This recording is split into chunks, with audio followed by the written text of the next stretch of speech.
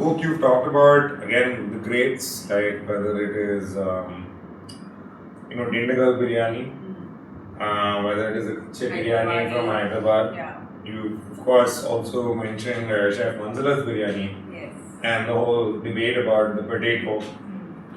Not long enough though. Yeah. I wanted that chapter to be longer. I feel like I want to ask, which were the biryanis you omitted? The ones that I omitted? Yeah. And since we talked about this in the afternoon, I asked this in a very specific way, and I feel like this is one city, it's a safe city to ask about in that regard. Any beef biryanis? No, I didn't cover beef biryani, Yeah. but I don't No, but have you tasted any? I You tasted, think yes, or, I can you, tasted. so that's what I'm trying to kind of understand, what were the biryanis you didn't talk about? Like, Because there's still so many. Hyderabad has a beef biryani. Yeah. There's a name for it which I'm forgetting, but there is this Kalyani biryani, exactly. So I was keen to cover it. Yeah.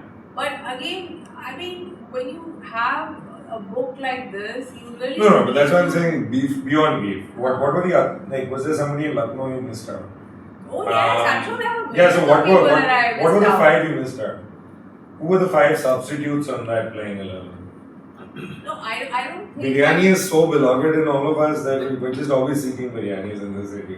Yeah, even if you go to the northeast, you have a dish called jado, which is Yeah. like their version the pork of biryani. beef pulao. Yeah. So if you start kind of getting Sausage into those pulao kinds in of Goa. things, Yeah. you can just go crazy. And I had limited time in each destination, obviously because of my own resources. This is a real labor of love because I had to kind of fund it myself and all of those things. The idea behind this was really that we have I think the stories guided my choice of who I met. I think